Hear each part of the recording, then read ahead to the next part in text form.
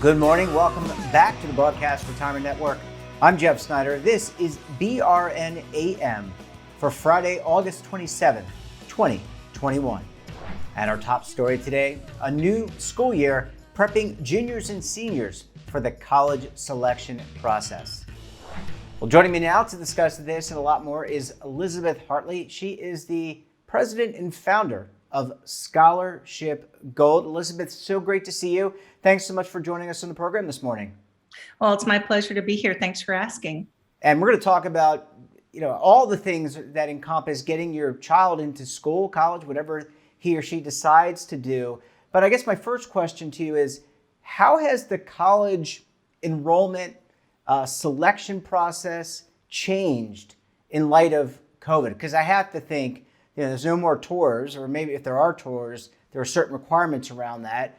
But from your perspective, how has this process changed in the last 18 months plus? In some ways, it's changed for the better.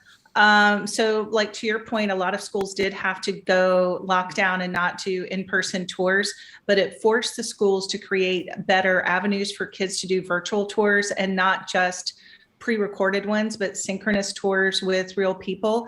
And the benefit of that is not just in they get to see the campus, but also it creates a record of that student engaging with the college. And colleges, many of them, not all of them, do track a student's demonstrated interest in them. So they would track, have you been on our campus for a tour? But they wouldn't track if you had done a video tour. Now those virtual tours are counting as demonstrated interest because colleges want to admit kids who have shown an interest in them. They want to say yes to kids who are going to say yes back. So it has really forced them to create more virtual opportunities to kids who might be geographically unavailable. So that's been a good thing.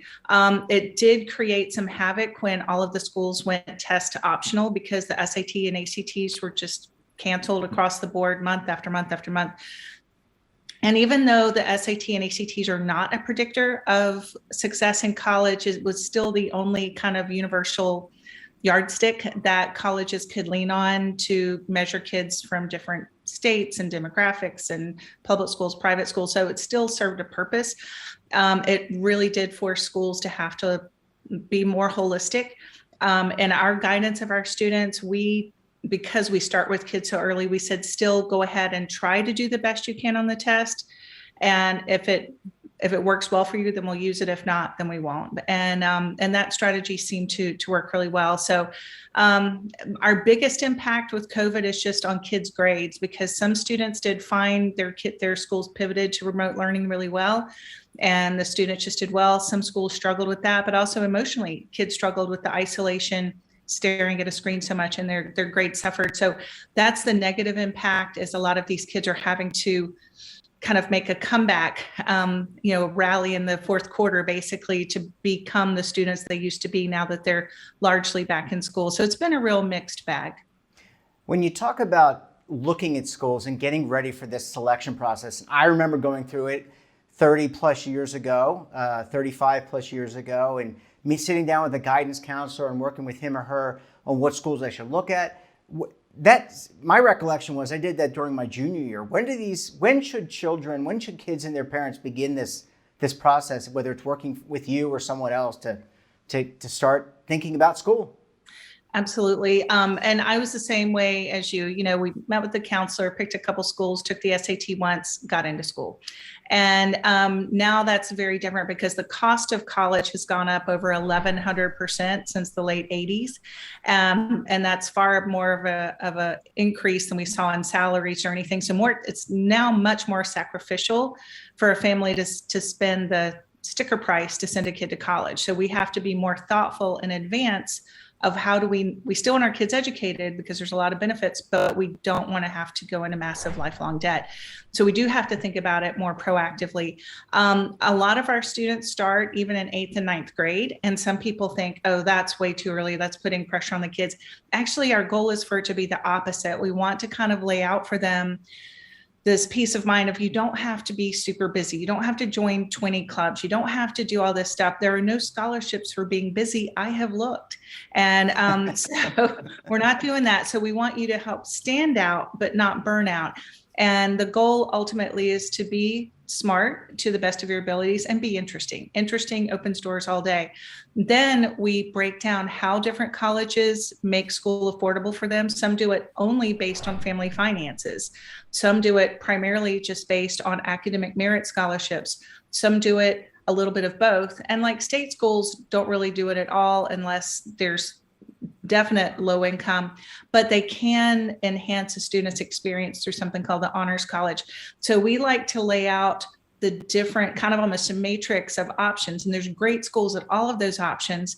And let's consider the family finances, let's consider the student's profile, and let's find the right target to where they can get the best quality education for the least out of pocket and with minimizing loans if possible. Because if we do our job right, they hopefully can get through this without getting saddled with loans. Yeah, and again, you know, our show, we're the Broadcast Retirement Network. This has implications further down the road, not only to parents, but presumably to children. It could be grandparents also who get co-signed for these loans. Really important to do your due diligence. I want to ask you, Elizabeth, one of the things we talked about yesterday with Betsy Mayotte from the Institute of Student Loan Advisors is the potential to go to a two-year school. You know, I don't remember... I remember I signed up for business computer information systems as a major. And here I am 30 plus years later, and I've been in finance and now broadcasting. I don't recall really knowing what I wanted to do. Does that two-year school, is that an option? Are you seeing more children and more families kind of focus on that when cost matters and kids really don't know what they're going to be when they grow up? And I still don't know, by the way. It's an excellent question. We're a big fan of the two-year options. They can create great affordability.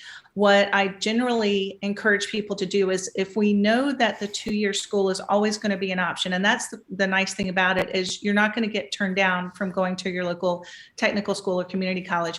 So in the meantime, though, why don't we go ahead and cast the net wide, do our best application to a range of appropriate four-year schools, because those scholarships that we were just talking about, the merit scholarships, they primarily only go to incoming freshmen. So what happens is if a student says, I'm going to go to this two-year school and then transfer, they could end up paying more for those final 2 years to get their bachelor's degree than they might have paid for all 4 years if they had come in at the front end and gotten a scholarship that would repeat all 4 years. So I'm like, let's not take that off the table prematurely. We know community college is an option, so let's just play what if, so we can make a fully well-informed decision. But where we see the community college classes really starting to play a very strong role is now so many high schools are offering what we call dual enrollment classes instead of, or in addition to, AP classes. And in each case, they both give you college credits while you're still in high school. And so the benefit is kids can come into college as freshmen and still be eligible for all of those freshman scholarships, but they're coming in with almost like a backpack full of college credits that could be equivalent to a year or maybe even a little bit more. So in theory, they could graduate early on the back end and save a year's worth of funding, or it frees them up to maybe get more credentials accelerated to a master's or to a double major or something like that. So we really encourage kids to look at the dual enrollment options while they're still in high school, but not necessarily only plan on, I'm going to go to a two-year school before I transfer, because sometimes that can backfire. So I'm a big fan of let's respect it, keep it in the mix, but let's not discount the opportunity to go to a four-year school and maybe get a very affordable option from the get-go. Yeah, really, really great information. Elizabeth, I need to take a quick break. When we come back, we'll talk about putting together that action plan and how not to, or how to drink from the fire hose. You're going to want to stay tuned right here on BRN AM.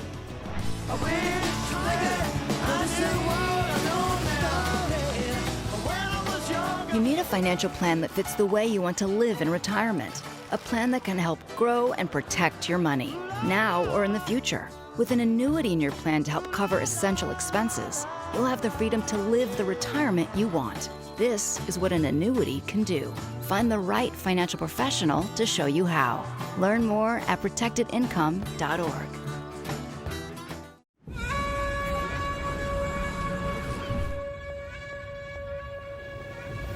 Imagine a new television network that will make you richer, healthier, and in control of your financial future.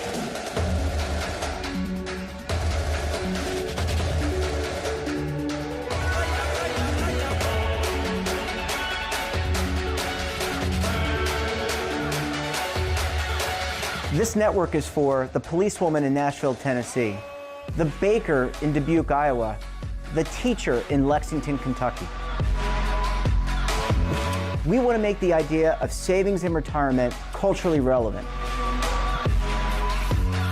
But what do you see as a defining issue of the midterms, especially for the smaller businesses? I mean, they are the lifeblood of the American economy.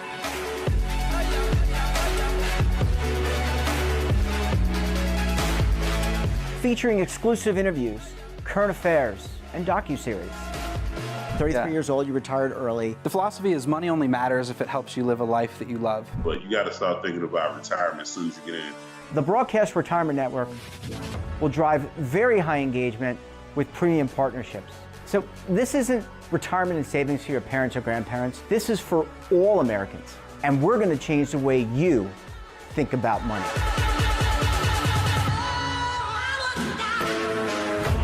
Welcome to the next frontier of retirement and savings.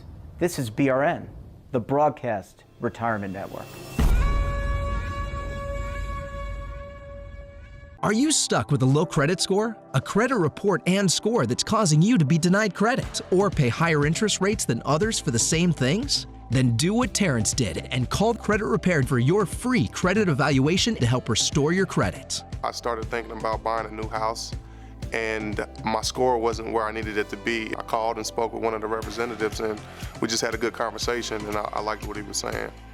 Just one call for his free credit evaluation was all it took to start back on the track to repairing his credit. I'm seeing the deletions and I'm getting the report, so I know something's being done. It does make a difference to me. All it takes is one call to get started. Credit Repair has given me a second chance to have a better credit score. Don't let a low credit score hold you back another day. Do what Terrence did and make the call for your free credit evaluation. Call 800-819-4152. That's 800-819-4152. Again, 800-819-4152. Welcome back. We're talking to Elizabeth Hartley of Scholarship Gold. Elizabeth, thanks so much for staying with us this morning. Oh, it's my pleasure. I love talking about this. I can tell, and this is so important for so many people. Defining your financial future, defining your future, really important, and it starts sooner than many of us anticipate. Let's talk a little bit about funding. Funding, not your retirement per se, but could be, but funding your education. There's a lot of ways to do that. I know the name of your company is Scholarship Gold, and so that it means that there are scholarships available. But another way is the 529, and you don't have to use all of it or even some of it, right? Right. And so our goal, personally, we have a number of our own children, and the last one just graduated college just recently.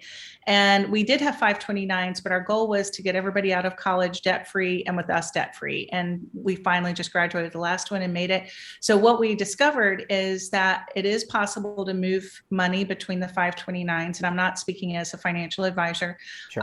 But also that in our kids' cases, we ended up with money that we never spent, that now our CPA is saying, okay, well, we can roll that into a retirement vehicle. And here's this 22-year-old able to start his professional career with a nice little nest egg, already starting retirement. And it's not that money buys happiness, but it can buy flexibility and options. And that's what we've always taught our kids. And so, so our goal is to back it up, and let's look at where college funding comes from. And the primary two avenues by which you can get money that you don't have to pay back is through grants, which are given to a family based on their financial need.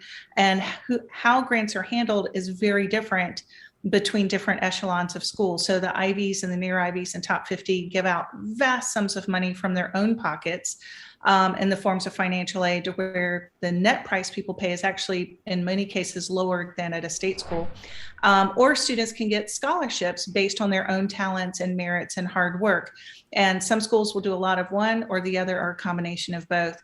And so if we try and draw from that combination wisely, then maybe incorporate a little bit of a work study, which is just an on-campus job for incidental cost. Then we can avoid our last resort, which is always loans, just because they don't go away and they can kind of linger for years and impair people's options for years to come. So that's where we help people decide what to target. Then when a student says to me, well, what SAT score do I need for that school, or ACT score? My question is always back to them, well, what's your goal? Is your goal to get in, or is your goal to get money? Because if your goal is to get money, we look at what is higher than their average and we target that. Because when you can have scores or GPAs or class rank that are higher than who normally comes as a freshman, you're going to pull up the school's freshman average, which in turn helps to improve their standing in the national rankings. And that's really kind of how it all ties together. That's why they target the freshmen. And I kind of joke with my kids, like, they want you to think they're being really nice by offering you these scholarships, but this is still a business all day. It is. You have something that's going to make them look better, just like a coach recruits an athlete to help them have a winning team. So when you can get that kind of mindset of what am I bringing to the table and what's it worth to these different schools, you can work with them. You're all speaking the same language, and then we can make good informed decisions. Yeah, really smart. And I love the point that, everyone's pursuing their own self-interest, whether it's the school, the family, the child. Let's talk about real quick, and then I want to shift to doing the application process and how to make it easy. But let's talk about your conversations with these children and their families. Does it ever come up to say, okay, if you choose this career, this path, getting a major, here's what you can expect to earn, and therefore you need to have expectations about not only borrowing, but what your spending is going to be. It seems to me, just from, and again, I don't remember, it's been a while since I've been in school, and I did go to grad school, but that was while I was working. But it seems to me that there's maybe a little bit of a disconnect where kids are like, I want to go to this school. I like it because it's really pretty. It's got a great alumni network. But at the end of the day, if my career, my vocation doesn't match up, I'm not going to be able to pay for the lifestyle that I want. Right. And that's a hard conversation to have, because kids do kind of romanticize this school or that school. And we're always reminding kids, where you go is not who you are. It doesn't matter. You don't win just because you have a certain bumper sticker on your car. And so don't go into a unreasonable level of debt just for the sake of a specific school. But also, to your point, if someone is targeting a degree that they feel, or a career they feel really called to, but isn't historically strong for the returns, like, God bless people in education and our teachers. I wish I could wave a magic wand and make them the highest earners in the country, but that's unfortunately not our reality. So do you want to pay $70,000 a year and go in debt to go to a school to get your teaching degree, when your local state school could do a great job for that? And I would say that's hard to justify. And so it's really more about, and especially when I have kids who are going on to law school or med school or dental school, I'm like, look, where you finish last matters most. If we can get you a great education and a great value at your undergrad without overpaying, without any debt, it's going to open up options for where you go later. So I hate to be a dream killer, and I'm not a dream killer, but I'm like, let's have some practical elements in here that relate to real money, because a dollar you spend here is a dollar you can't spend somewhere else. And I do have parents who adore their kids, obviously so much, but they're willing to sacrifice their retirement, willing to take out a second mortgage on the house, just so that little Johnny can have that dream school when the state school would do just as well.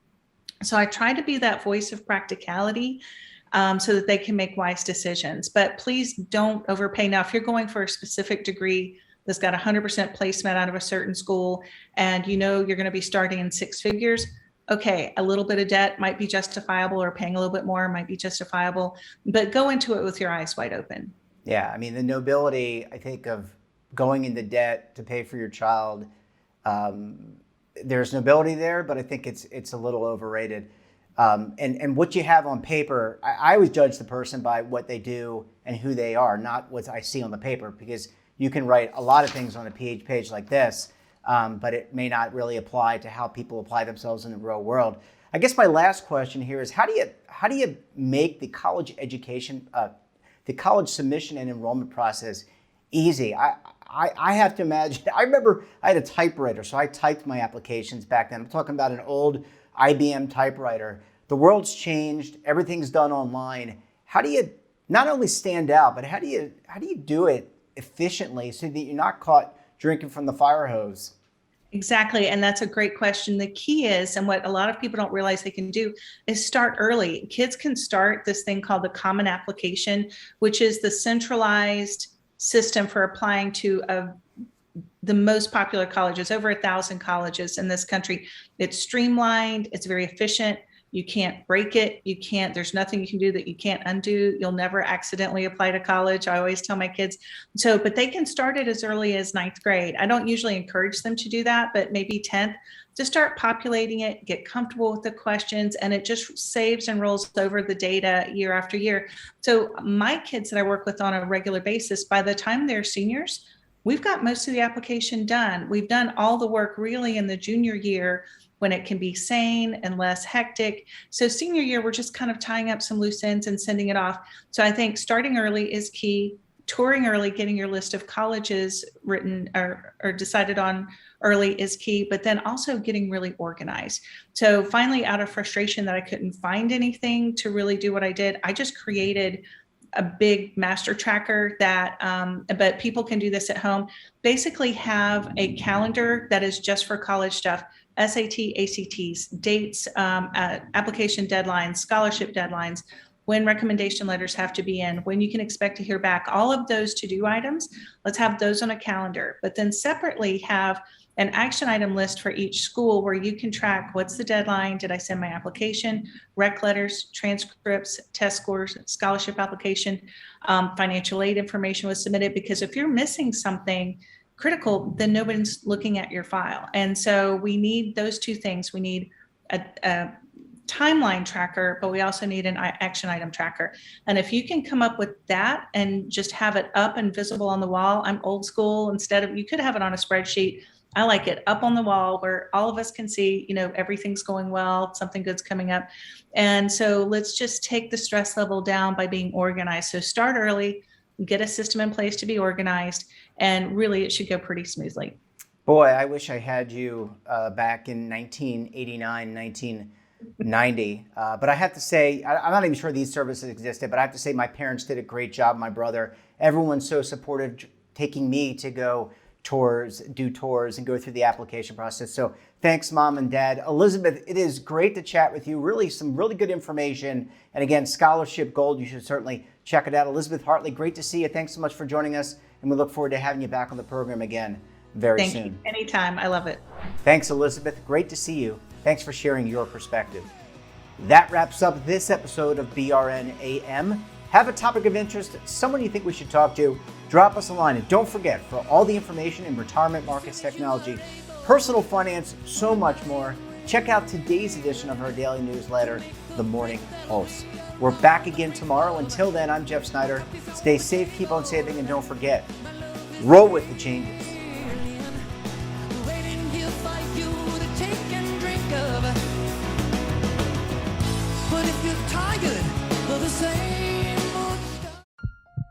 Are you being audited and do you owe the IRS $10,000 or more in back taxes?